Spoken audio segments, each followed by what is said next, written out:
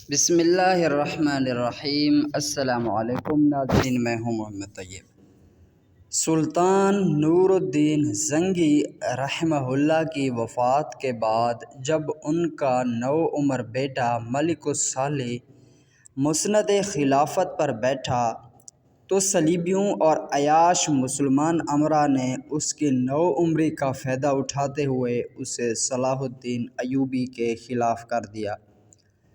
دوستی اور امن کا ڈرامہ کھیلا گیا، جس کے تحت سلطان نور الدین زنگی کی قید میں آئے اہم عیسائی رہنماؤں کو بغیر کسی مطالبے کے ملک الصالح نے رہا کر دیا۔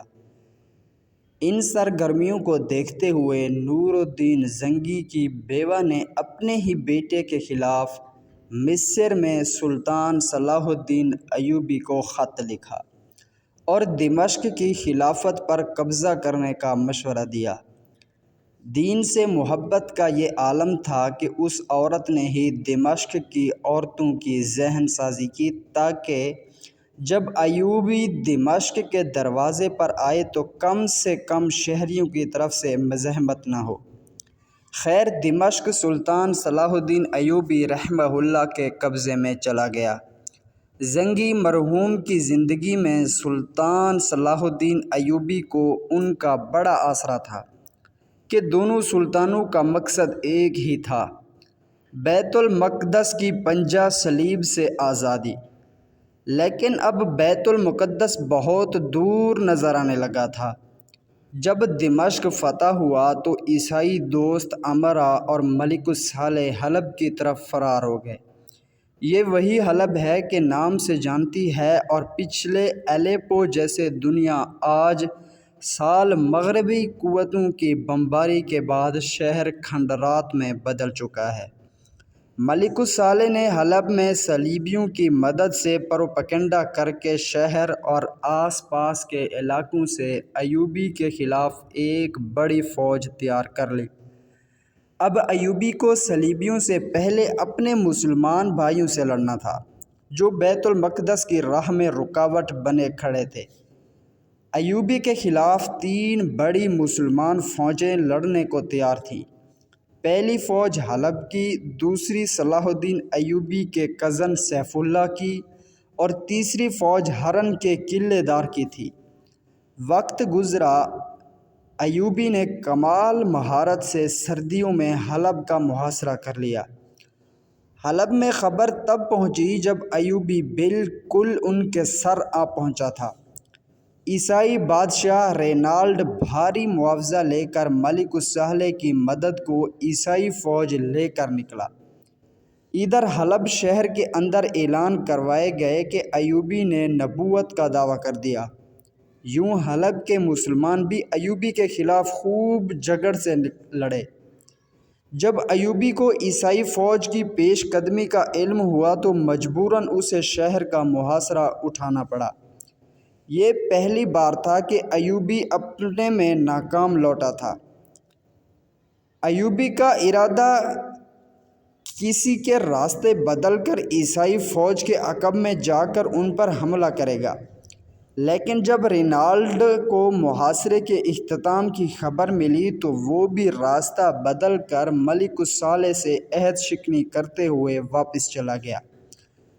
اب تینوں مسلمان فوجوں نے مل کر ایوبی پر حملہ کرنے کی ٹھانی۔ ایوبی نے پھر بہترین جنگی چال چلی اور ان فوجوں کو حلب سے کچھ دور ایک پہاڑی سلسلہ میں لا کر لڑانے کا فیصلہ کیا۔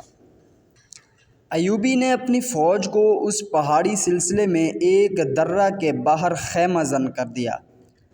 جب حملہ ہوا تو ایوبی کی فوج حملہ آور فوجوں کو پھنسا کر پہاڑی درے میں لے آئی، جہاں دائیں بائیں کی چوٹیوں سے ایوبی کے کمانڈوز نے ان پر آگ کی ہانڈیاں برسائی اور فتح اپنے نام کی۔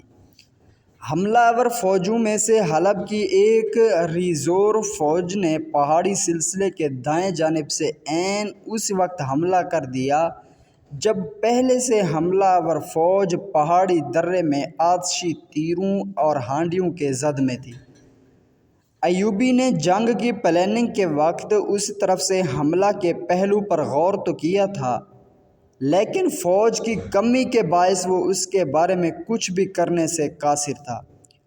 یہ حملہ جیتی ہوئی بازی کو شکست میں بدل دینے کے لیے کافی تھا، لیکن عین اسی وقت 500 گھوڑ سواروں کا دستہ کہیں سے مدد کو آ پہنچا، جس میں 400 خواتین تھیں اور 100 مرد۔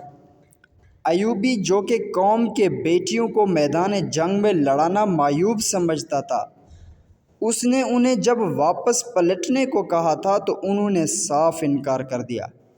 ایک مرد نے ایوبی کو ایک خط دیا جو زنگی کی بیوہ کا تھا۔ اس میں لکھا تھا کہ میرے بھائی ایوبی، میں جانتی ہوں کہ تم بیٹیوں کو میدان جنگ میں لے جانے کے حق میں نہیں، لیکن اگر تم نے انہیں واپس بھیجا تو دمشق کے مسلمانوں کے دل ٹوٹ جائیں گے۔ ان کے جذبے جہاد کی قدر کریں۔ یوں ایوبی نے انہیں ساتھ لڑنے کی اجازت دی اور دائیں جانب سے حملہ آور حلب کی فوج پر ان 400 خواتین مجاہد بہنوں کے ساتھ حملہ کر دیا اور فاتح ٹھہرا۔ اسی جنگ کے بعد ایوبی نے اپنے کزن سیف اللہ، جو کہ میدان جنگ سے فرار ہو چکا تھا، اس کو خط لکھا، جس میں اس نے یہ جملہ بھی لکھا تھا، تم پرندوں سے دل بہلایا کرو۔ سپاہ گیری اس آدمی کے لیے خطرناک کھیل ہے جو عورت اور شراب کا دل دا ہو۔ وجہ یہ تھی کہ فتح کے بعد سیف اللہ اور ہرن کے قلعے داروں کے خیموں سے سینکڑوں رقصائیں اور خوبصورت پرندے ملے تھے۔